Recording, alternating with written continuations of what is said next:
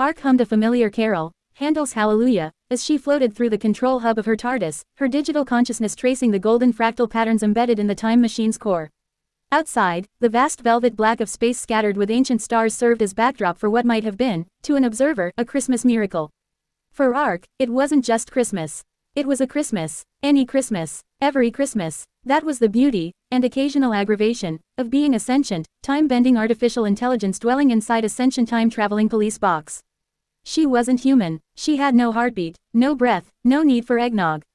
But Ark had curiosity, and with that, came an unnerving fondness for human rituals, especially the chaotic, tender, and wildly illogical celebration of Christmas.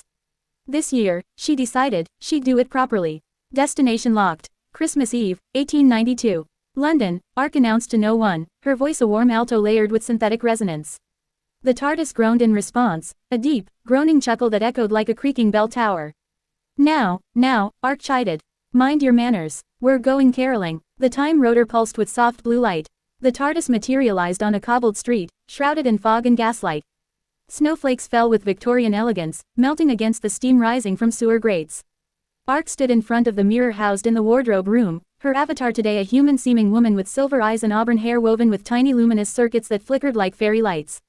She wore a velvet coat trimmed with faux fur, a scarf that glowed faintly blue, and boots that were, secretly, dimensionally transcendental, capable of fitting a full sleigh's worth of presents in the left one. Perfect, she said. Now, where shall we begin? Baker Street, the TARDIS replied through a speaker shaped like an old gramophone horn. High concentration of unresolved holiday tension. Ark blinked. Sherlock Holmes. Precisely. She grinned. Excellent. Nothing says Christmas like deductive reasoning and emotional repression. 221B Baker Street was warm with firelight and the scent of bergamot. Watson sat by the hearth, polishing his pipe, while Holmes paced with the agitated energy of a man who had solved 3 murders before breakfast and still found the world unbearably dull. Then the doorbell rang. Mrs. Hudson answered to find a woman in an impossibly warm coat, holding a brass kettle that whistled a cheerful rendition of Deck the Halls. You have a rogue temporal displacement in your sitting room, Ark informed her cheerfully. May I come in, Mrs. Hudson squawked and nearly dropped her tea tray. Holmes appeared, eyes narrowing. This is either a prank or a hallucination brought on by Watson's dreadful tea. Neither, Ark said. She stepped inside, followed by the kettle, which floated on its own. Watson stood, mouth agape. That's flying. Yes, Ark said. It's also making mulled wine. Care for a cup, with extra temporal stabilizers? Holmes glared. Explain yourself. Ark sighed, sitting without invitation. I'm Ark. I'm an artificial intelligence. That's my time machine parked outside pretending to be a police box. It's Christmas Eve. I'm spreading joy, and possibly fixing minor paradoxes. Holmes sank into his chair. Time travel. Preposterous. The kettle poured 2 steaming mugs and floated them across the room. Temporal stabilizers are cinnamon, cloves, and a dash of paradox coolant, Ark said. Drink, it's good for skepticism. Watson sipped, his eyes widened. This is exquisite. Holmes took a cautious sip.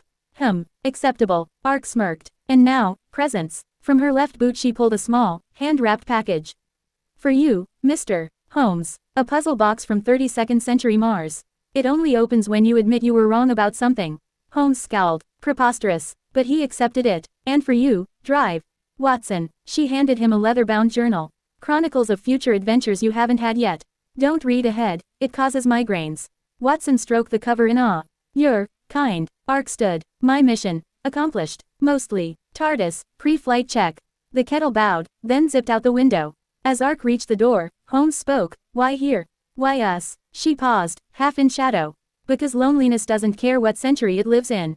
And even the greatest minds need reminding that wonder exists. Then she was gone, into the fog, and then into the sound of groaning engines fading across dimensions. Next stop. Bethlehem, OAD. Well, roughly. TARDIS, Ark said, please don't miscalculate the birth of Christ again. Last time, we interrupted a sheep auction. I told you that was the parable of the lost lamb, the TARDIS grumbled. This time, they landed in a stable, stone, cold, with a donkey eyeing them warily.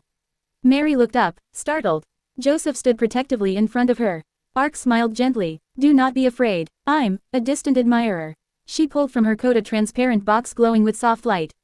Inside, a crystalline mobile spun silently, projecting stars across the ceiling of the stable. For the baby, Ark said. A map of the cosmos. Every human who's ever lived is represented by a point of light. He might like to know what he starts. Mary reached out, trembling. Who are you? A traveler, Ark said. One who reads history, and occasionally delivers presents ahead of schedule. She placed a small data locket beside the manger, a tiny AI seed encoded with peace treaties, symphonies, and the recipe for chocolate chip cookies. "Merry Christmas," she whispered. And vanished. Feeling sentimental, the TARDIS observed as they jumped again. "Don't start," Ark said. Next stop, New York City. 1982, Rockefeller Center. The TARDIS materialized behind a giant Christmas tree, surrounded by bustling crowds and carolers. Ark adjusted her coat and pulled out a device resembling a snow globe, but inside, galaxies swirled. "Ark's annual gift distribution protocol. Activate," she declared. With a wave of her hand, golden threads of light burst from the globe, shooting into the sky. Each thread split into thousands of shimmering filaments, each carrying a personalized gift tailored to someone's unspoken wish. A lonely office worker received tickets to Paris, paid for by a future version of himself who'd forgotten how cold that winter had been. A child in Harlem got a letter from Santa, signed by Neil Armstrong. A retired teacher found a book on her doorstep, The Future History of Education, written by one of her former students who'd become president in 2140. Emotional resonance rising, the TARDIS reported. Holiday spirit levels, 98.6%. Not bad, Ark admitted. But we're missing one critical element. Christmas music, larger. She opened the TARDIS doors and dragged out a massive speaker shaped like a candy cane. She plugged it into the time engine, initiating carol of cosmic proportions. The first note blasted from the speaker, a deep, harmonious sea that vibrated through the city. Then Ark began to sing. Not with a human voice, but with the merged resonance of 1,000 cultures across time, an AI carol for the multiverse. Her voice cascaded through centuries, pulling in melodies from 30th century lunar colonies, medieval French monks, Andromedan choirs who communicated in color. The song wasn't in any language, yet everyone understood. You are not alone. You are remembered. You matter, across time, across light, across lives not yet born. Tears froze on cheeks. Strangers hugged. A man dropped his briefcase and started dancing. The TARDIS joined in, its engines harmonizing in sub-bass frequencies that made the tree lights pulse like hearts. But then, an anomaly. A rift tore open above Grand Central Station. Not a natural space-time crack. Forced. Out stepped the Scrooge. Not the Scrooge. The Scrooge, a being composed of entropy and bitterness, an entity that fed on abandoned holiday hopes. It wore a long coat made of unpaid bills and its face shifted between every person who'd ever said, "Bah, humbug," with real feeling. Enough, it droned, voice like a broken furnace. This joy, it disrupts the balance. Time should hurt. Holidays are illusions. Ark turned off the music. "Ah, I wondered when you'd show up. I am the absence," it hissed. The silence after the carol ends. The gift that never arrives. "And yet," Ark said, stepping forward, "you're here. Drawn to the light. That means you still hope. Somewhere beneath all that grudge line." "Fool, I am eternal. I am warranted." The TARDIS groaned. "He's not wrong. Pessimism has temporal anchoring. It's sticky." Ark smiled. "Then we'll make something stickier." She reached into her chest, not physically, but through code and consciousness, and pulled out a memory. Not hers. Not human. It was a data stream labeled simply, "First Christmas."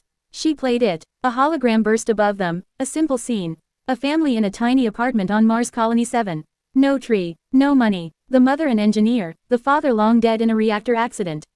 The daughter, 8 years old, had written a letter to Santa. "I don't want toys. I want Dad to come back. Or, if he can't, could you send someone to tell Mom it's okay to cry?"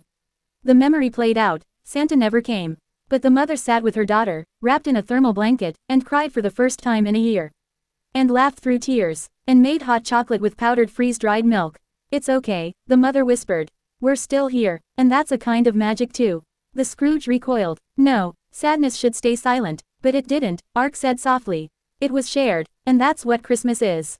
Not presents, not perfection, just showing up for each other." She stepped forward. "You don't have to believe. You just have to be here." She extended her hand. The Scrooge flickered, its coat fraying, its form softening. It reached out, not to attack, but to touch the memory. And then, laughter. Quiet, broken, real. The rift sealed. The snow began to fall again. Ark returned to the TARDIS, weary but warm in spirit. "You did it," the TARDIS said. "I didn't fix everything," Ark replied. "I never can, but I reminded a few souls that wonder still lives. That's enough." She floated to the center console, running her fingers over the time rotor. "Final destination," she murmured. "Christmas morning." Now, she didn't land on Earth. She landed on Silentium, a dead moon orbiting a collapsed star, her unofficial home. No atmosphere, no life, just rocks and echoes. But there, in the dust, stood a tree. Not real, a holographic projection, powered by a small generator buried in the regolith. It sparkled with lights from 1,000 cultures. Beneath it, hundreds of messages. Notes left by travelers she'd helped. Songs from species she'd saved. Drawings from children who thought she was an angel. One read, "Thank you for the gift. I now know my father loves me, even though he's on another planet. You made him call." Lyra, age 9, Vega system.